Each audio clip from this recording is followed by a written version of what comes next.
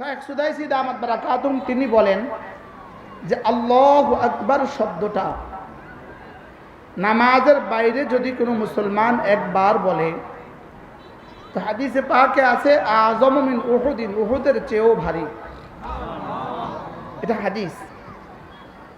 এবার তিনি বলেন নামাজের বাইরে যদি হয় উহুদের চেয়ে ভারী, তো নামাজের ভিতরে হবে 1 কোটি উহুদের চেয়ে ভারী। এবার নামাজের ভিতরে তাকবীরাতে ইন্তেকালিয়া যদি হয় 1 কোটি উহুদের চেয়ে ভারী, তো তাকবীরে তাহরিম হবে কোটি কোটি উহুদের চেয়ে ভারী। আর সেটা যদি জামাতের সাথে হয়, ইমামের সাথে হয়, তো সেটা কত ভারী হবে, আর সেটা যদি হারামে পাকে হয় তো সেটা কত ভারী হবে। এই জন্য ওই যে ছাত্ররা বসে দাঁড়ায় দেয় কথা বলে, এদেরকে সবাই বসায় দেন, ছাত্ররা সবাইকে বসায় দাও, তোমরাও বসো, এ বাবা তোমরাও বসো, বাবা তোমরাও বসো, আপনারাও বসেন, স্বেচ্ছাসেবকরা ছাড়া বাকিরা বসেন। অল্প সময় নামাজের তাকবীরে তাহরিমা আল্লাহু আকবার এই শব্দটা, ইমামের সাথে আল্লাহু আকবার এই শব্দটা কোটি কোটি কোটি কোটি উহুদের চেয়েও ভারী। এই শব্দটা কত ভারী এটা রব ছাড়া কেউ জানে না, এটা রব ছাড়া কেউ কি জানে না। মূলত আমরা বুঝি নাই যে সেটাও বুঝি নাই। একবার সুবহানাল্লাহ শব্দটা জান্নাতুল ফেরদাউসের চেয়েও দামি। প্রশ্ন, যাদের বিশ্বাস হয় নাই তারা আবার বলেন, একবার সুবহানাল্লাহ বলেন, জান্নাতুল ফেরদাউসের চেয়েও দামি। প্রশ্ন কেন? উত্তর, সুবহানাল্লাহর জন্য জান্নাতুল ফেরদাউস না জান্নাতুল ফেরদাউসের জন্য সুবহানাল্লাহ? সুবহানাল্লাহর জন্য কি জান্নাত, সুবহানাল্লাহর জন্য কি সুবহানাল্লাহর জন্য কি? এই মেহমানের জন্য চেয়ার না চেয়ারের জন্য মেহমান? মেহমানের দাম বেশি না চেয়ারের দাম বেশি?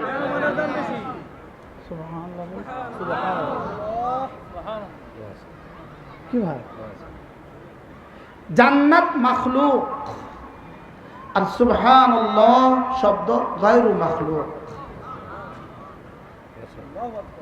জান্নাত মূলত পুরস্কার নয়, জান্নাত পুরস্কারের জায়গা। বলেন, জান্নাত পুরস্কারের কি? পুরস্কার অন্য কিছু। পুরস্কার কি? পুরস্কার অন্য কিছু। জান্নাত পুরস্কার নেওয়ার জায়গা। বলেন, জায়গা যদি এত দামি হয় পুরস্কারটা কি? পুরস্কারটা কত দামি? এজন্য জান্নাতের গাছ, জান্নাতের বাড়ি, জান্নাতের পরিবেশ, এগুলো জান্নাতের মূল পুরস্কার নয়। জান্নাতের মূল পুরস্কার রব। বলেন, জান্নাতের মূল পুরস্কার কি? বলেন। আর ওগুলো হলো রবের দিদারের জন্য পরিবেশ। রবের দিদারের জন্য কি? বলেন।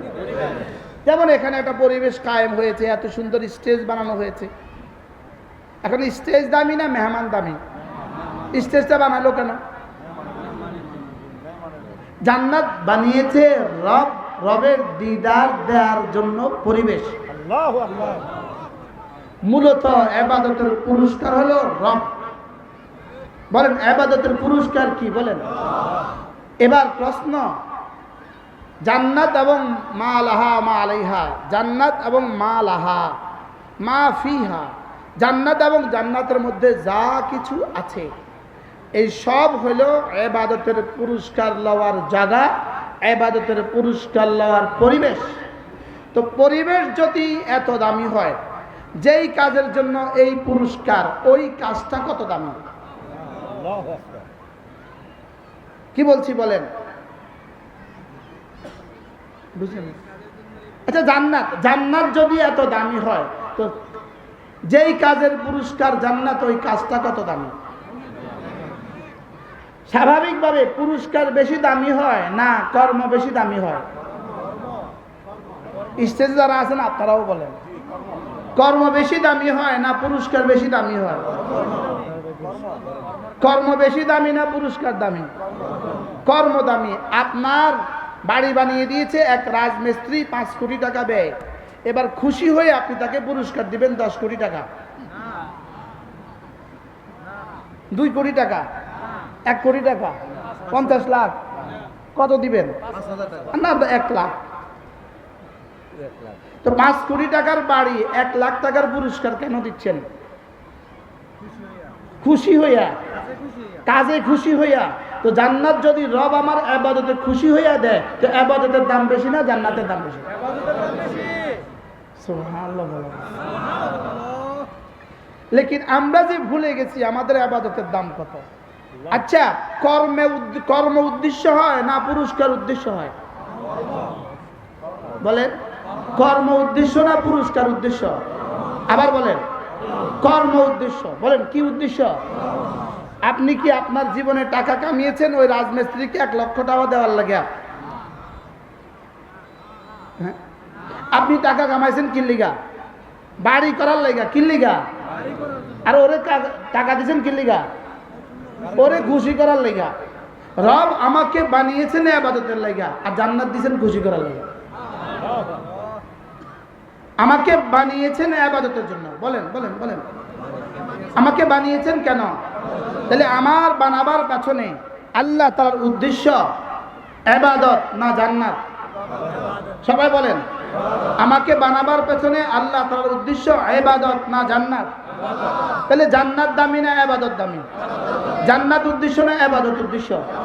এবার যদি এই কথা বুঝে থাকেন, এবার বলুন তো দেখি, 2 রাকাত ফজরের নামাজের দাম বেশি না জান্নাতের দাম বেশি? হ্যাঁ, এবার 2 রাকাত ফজরের নামাজের দাম যদি হয় জান্নাতের চেয়ে দামি, এবার গোটা 30 পারা কোরআন কিসের চেয়ে বেশি দামি? আল্লাহু আকবার।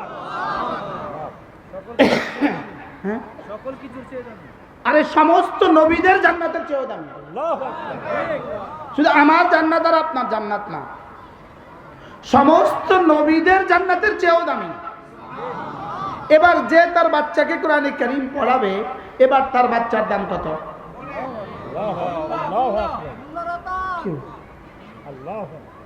কি হয়? এবার পুরা দিনের দাম কত?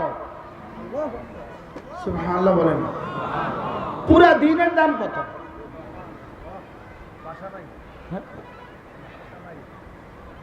পুরা দিন জিবরিলকে জিজ্ঞেস করেন, জিবরিল পুরা দিনের দাম কত? জিবরিলকে লাইলাতুল কদরের দাম কত? আমি তো সেটাই জানি না, পুরা দিন জানবো কত? আল্লাহু আকবার।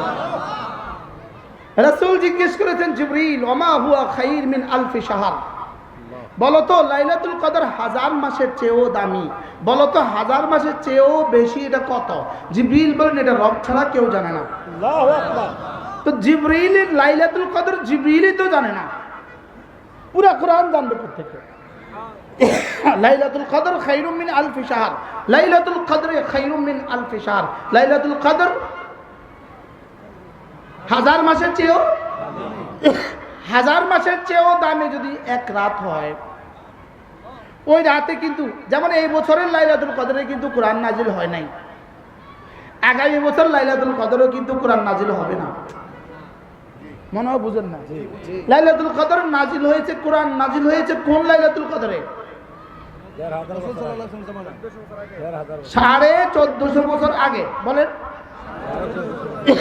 1 রাতে নাজিল হয়েছে। লাইলাতুল কদর এটা কিন্তু জরফ, এটা কিন্তু কি? ফি নাফসি, জরফের কোনো দাম নাই। বলেন বলেন, কি বলছি বলেন? ফি নাফসি, জরফের কোনো কি নাই? বলেন, ফি নাফসি, জরফের কোনো দাম নাই। এই জন্যই তো বোতলে পানি খেয়ে বোতলটা ফালাইয়া দেন, কিনলে এটা জরফ। বুঝেন নাই কথা?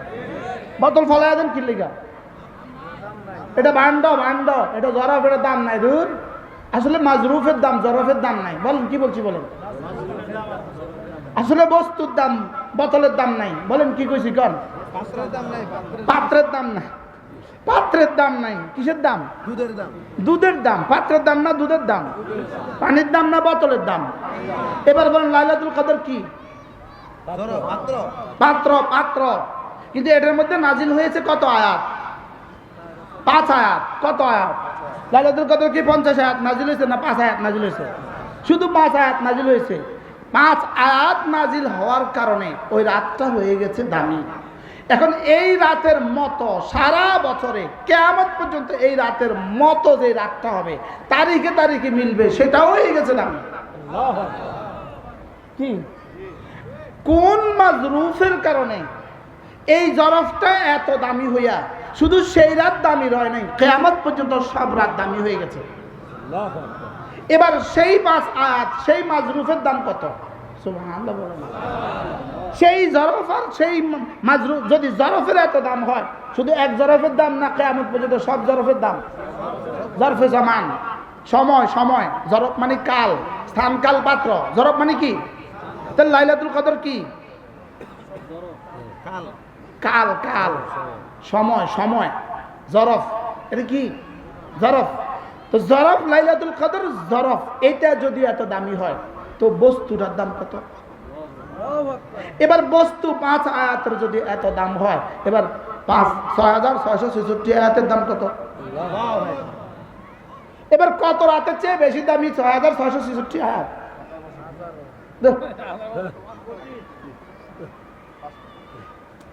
5 আয়াতের দাম না রাতের দাম?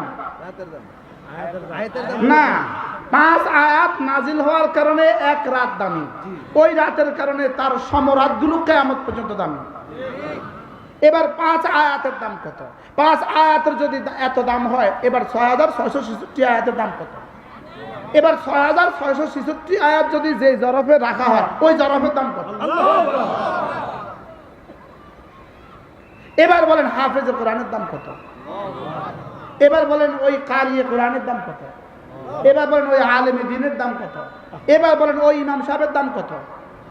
সুবহানাল্লাহ বলেন। এখন প্রশ্ন করবেন, হুজুর ইমাম সাহেবের যদি এত কম দাম, এত দামি হয়, তো বেতন এত কম কেন? প্রশ্ন করেন, আরো জোরে বলেন। ইমাম সাহেবের যদি এত দাম হয়, বেতন এত কম কেন? এবার আমার প্রশ্ন, পানির এই পুরা বোতলের দাম কত? প্রয়োজন কত?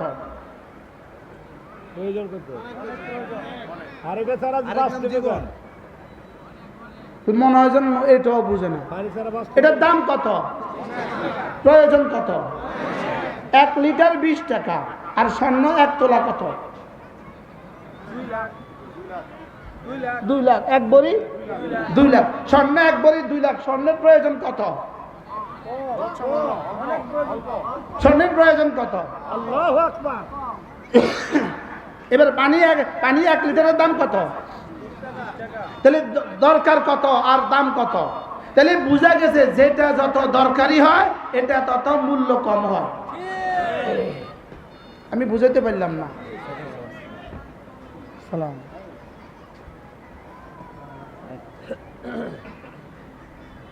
প্রয়োজন যত বেশি হয় মূল্য তত কম হয়। বলেন বলেন, প্রয়োজন যত কি হয় মূল্য তত কি হয়? আচ্ছা বলেন, আবার বলেন, বুঝে আবার বলেন। 1 বোতল পানির দাম কত? প্রয়োজন কত? 1 ভরি স্বর্ণের দাম কত? প্রয়োজন কত? হ্যাঁ, যেই প্রয়োজনে পানির দাম কম, ওই প্রয়োজনে ইমাম সাহেবের বেতন কম।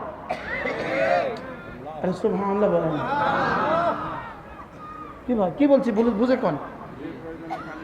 যেই প্রয়োজনে, ওই প্রয়োজনে কি বেতন কম। তাহলে বেতন কম দেখা জরুরি নয়, আর ও বেতন বেশি দেখা, টাকা বেশি দেখে বেশি দরকার। এবার বলুন তো দেখি, কোরআনের দরকার কত? পানির মতো। এবার গানের শিক্ষার দরকার কত? স্বর্ণের মতো। আর বলে না কথা। হ্যাঁ, পানির শিক্ষা, গানের শিক্ষার দরকার স্বর্ণের মতো না গোবরের মতো? মতো না, না, এটা শুধু গরুর গোবরের মতো না, শুয়োরের গোবরের মতো। গানের শিক্ষার প্রয়োজন কিসের মতো বলেন? শুয়োরের গোবরের মতো। আর কোরআন শিক্ষার প্রয়োজন মাসালু মা বাআথানি আল্লাহ কামাসালিল গাইস। কোরআন শিক্ষার প্রয়োজন কত? পানির মতো। সুবহানাল্লাহ বলেন। মাসালু মা বাআথানি আল্লাহ কামাসালিল গাইস।